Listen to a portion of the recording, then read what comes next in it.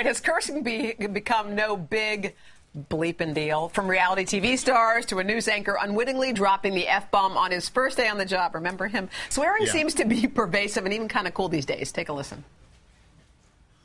You know, you said yourself that you don't even think of me as a friend anymore, that I'm a horrible friend. I never said that. You're full of Kelly, and you know it. Well, maybe you should get fined. You need to realize that your attitude sucks. Well, that's my attitude. Yeah. And I love my attitude. Gay. Good evening, I'm Van Tu. You may have seen our newest reporter, AJ, on NBC North Dakota News, and he'll be joining the weekend news team as my co-anchor. Oh, many of you are resolving to lose weight in the new year. Oh my God. Wait. All right, just go ahead and put it on Gawker immediately. Oh my gosh, okay? I'm so sorry. Oh, here, I'll get this. Stay where you are. Sorry. Stay where you are. I dropped all my cards. A little late with the beat. She wasn't sorry, by the way. So Not at all. How dirty are you? Do you need to clean up your act? Well, AMY McCREADY is a Today Moms contributor, and Jennifer Harstein is a child and adolescent psychologist, and they're here with us today. And by the way, before we started this segment, they were cursing up a storm. They've got the foul language coming from you. We're cleaning it up now. You got to say, in some of those, it's a slip. Like with Meredith, you know, she didn't say what you thought she said. She said ship.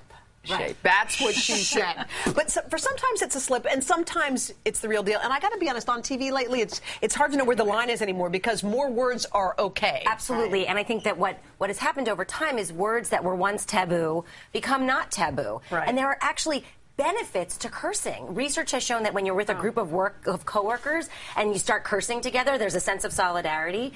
And it's funny, right? But in addition to that, stress reduction. When you bang your elbow or you bang your toe, what's the first thing that many of us do? The F-bomb. The F-bomb. Right. We curse. We say, we under our breath, we mutter it. Research has shown that it actually provides a great stress reducer, and we can tolerate more pain when we curse. Do you agree with that?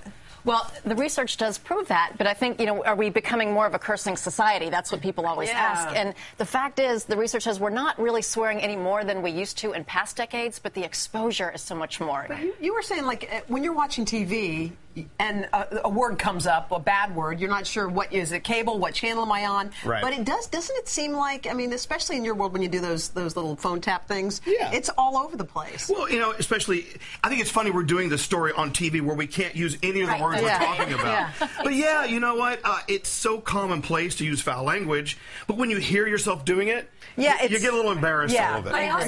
I also think, I also think that the other issue is it's much more commonplace in our vernacular to be like, hey, bitch, what's up? Right, that you can say. And you can say that on TV. We got permission. Wait, hold on, may I say it? Hold on. Hey, bitch. You almost said ho, and that's hey, ho. That would not have been This is great. I'm on NBC using the word bitch. I feel dirty. I need a bath. Well, it feels weird, but we say that in playful ways all the time, and so that it doesn't become such a big deal. Let's be real. It is a reflection on you. If you start using words like that when you're having conversations, people do think a certain way about you. They do, and it's a slippery slope, like we talked about a little earlier. If you use that a lot with friends or at work, you're likely to slip up in front of your kids. And there's also this perception that people who swear are lazy or uneducated. That's actually not the case according to the research, but people perceive you in a different way. And if you talk like that in front of your boss or the PTA, or you're going to be perceived in that. Should we be trying to clean it up? I mean, is that really the bottom line? Do you guys think? I think being mindful of how we speak is something we need to do anyway. And so being very mindful of using foul language, especially around young kids, is really important. We want them to come across